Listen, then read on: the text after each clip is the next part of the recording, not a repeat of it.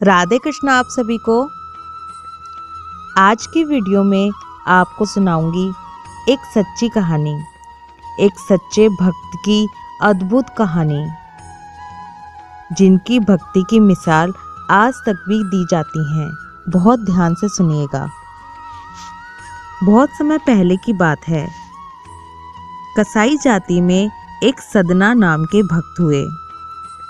बचपन से ही इनको भगवान के नाम और हरि कीर्तन में बहुत रुचि थी। भगवान का नाम तो सदना की जीभ पर हमेशा रहता था। वो जाति के तो कसाई थे, लेकिन फिर भी बहुत ही दयावान थे। उनका हृदय दया से परिपूर्ण था। जीव वध करना तो इनसे देखा ही नहीं जाता था। जीव वध देखकर ये हमेशा बहुत ही दुखी हो जाते थे। इसलिए वो स्वयं कभी भी किसी पशु का वध नहीं करते थे। आजीविका के लिए कोई और उपाय नहीं था इनके पास, इसलिए ये कसाई का काम करते थे, पर हमेशा दूसरों के यहाँ से मांस लेकर उसको बेचा करते थे।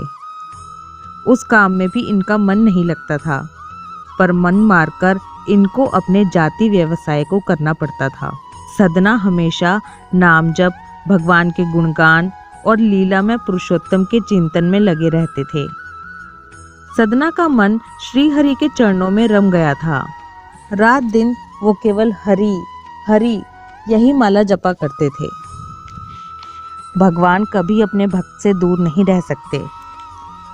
ऐसा ही सदना के साथ भी हुआ। भक्त को जैसे भगवान बिना चैन नहीं होता, ऐसे ही भगवान को भी भक्त के बिना चैन नहीं है। और ऐसा ही एक बार सदना के साथ भी हुआ। एक दिन एक नदी के किनारे से सदना जा रहा था। रास्ते में उन्हें एक पत्थर पड़ा हुआ मिला। सदना को वो पत्थर बहुत ही अच्छा लगा। तब उसने सोचा, अरे वाह, ये तो बड़ा सुंदर पत्थर है, क्यों ना मैं इसे मांस तोलने के लिए प्रयोग में लूं। और उस पत्थर को उठाकर ले आया अपनी दुकान पर और उससे मांस तोलना शुरू किया। जब 1 किलो तोलते तो भी सही तुल जाता, और जब 2 किलो तोलते तब भी सही तुल जाता। उस एक पत्थर से सारे माप सही हो जाते, क्योंकि वो कोई साधारण पत्थर नहीं था, वो तो स्वयं शालिग्राम जी थे।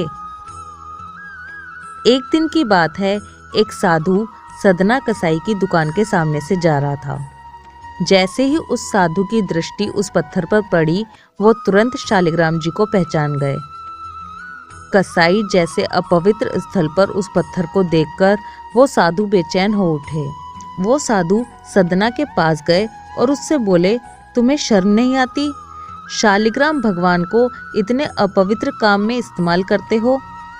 और वो साधु सदना से मांगकर शालिग्राम जी को अपने घर ले आए। सदना को भी जब ये पता चला कि वो शालिग्राम भगवान है, तो उसे बहुत ही पछतावा हुआ। इसलिए उसने खुशी खुशी शालिग्राम भगवान को उन साधु को दे दिया। अब साधु बाबा कुटिया पर पहुंचे।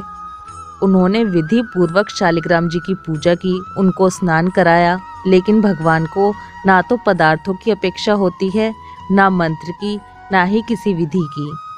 भगवान तो प्रेम के भूखे हैं। वो तो भाव के भूखे होते हैं और हमेशा प्रेम से ही रीझते हैं। रात में उन साधु को स्वप्न में आकर भगवान ने स्वयं कहा, तुम मुझे यहाँ क्यों लेकर आए हो?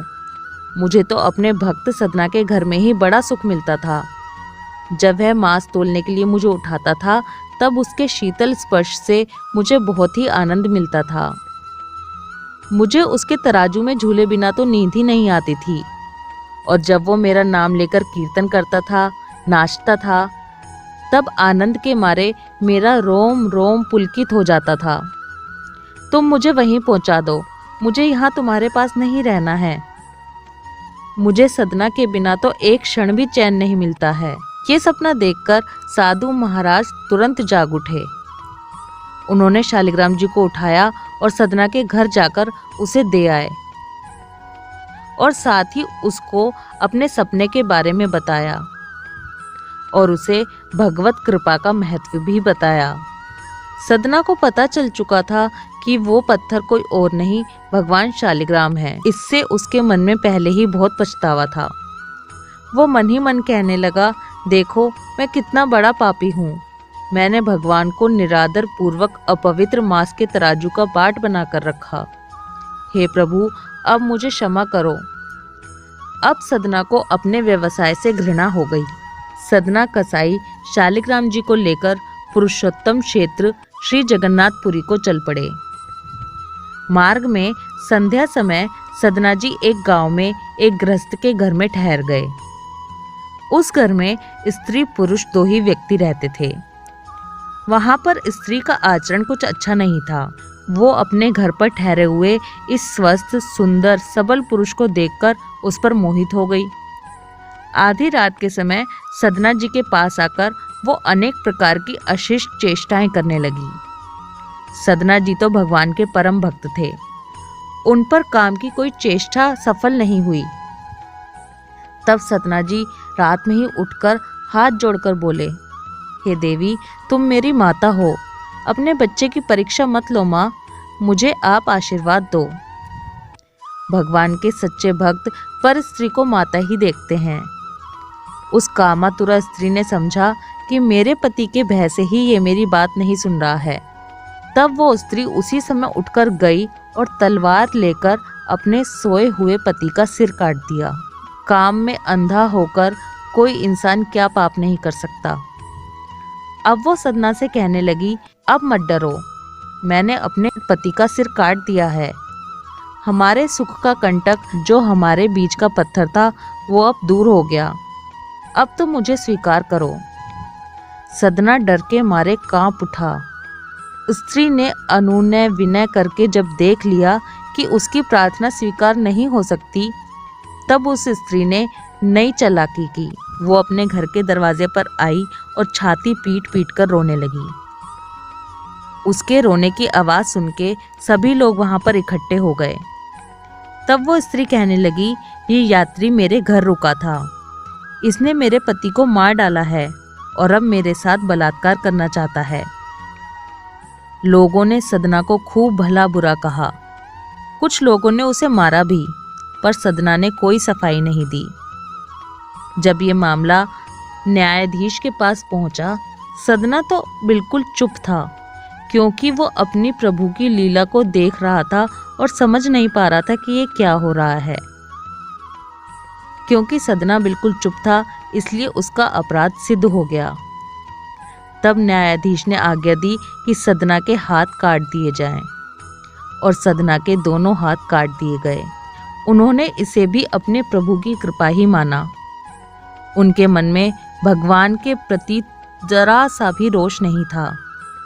भगवान के सच्चे भक्त इस प्रकार निरपराध कष्ट पाने पर भी अपने स्वामी की दया ही मानते हैं। भगवान नाम का कीर्तन करते हुए सदना जगन्नाथपुरी चल पड़ा। उधर पुरी में प्रभु ने पुजारी को स्वप्न में आदेश दिया, मेरा भक्त सदना मेरे पास आ रहा है, उसके हाथ काट दिए गए हैं, पालकी लेकर जाओ और उसे आदर पूर्वक लेकर आओ। पुजारी पालकी लेकर गए और आग्रह पूर्वक सदना को उसमें बैठाकर ले आए। सदना ने जैसे ही श्री जगन्नाथ जी को दंडवत करके कीर्तन के लिए भुजाएं उठाई, उनके दोनों हाथ पहले की तरह से बिल्कुल ठीक हो गए। प्रभु की कृपा से हाथ ठीक तो हुए, पर मन में शंका बनी रही कि ये काटे ही क्यों गए थे। रात में सपने में भगवान ने सदना जी को दर्शन दिए और बताया कि सदना, तुम पहले जन्म में काशी में सदाचारी विद्वान ब्राह्मण थे। एक दिन एक गाय कसाई के घेरे से भागी हुई जा रही थी। उसने तुम्हें पुकारा। तुमने कसाई को जानते हुए भी गाय के गले में दोनों हाथ डालकर उसे भागने से रोक लिया।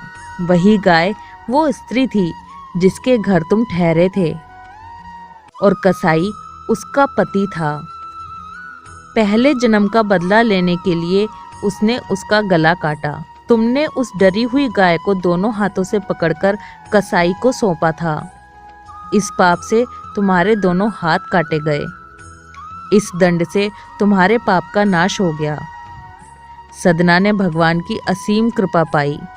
वो भगवत प्रेम में विह्वल हो गए। बहुत काल तक नाम, कीर्तन, गुणगान तथा भगवान के ध्यान में तल्लीन रहते हुए समय व्यतीत किया और अंत में श्री जगन्नाथ जी के चरणों में देह त्याग कर वो परमधाम पधार गए। ये थी सदना कसाई की सच्ची कथा। अगर ये कहानी पसंद आई हो तो इस वीडियो को लाइक करें और ज़्यादा से ज़्यादा शेयर करें। राधे कृष्णा।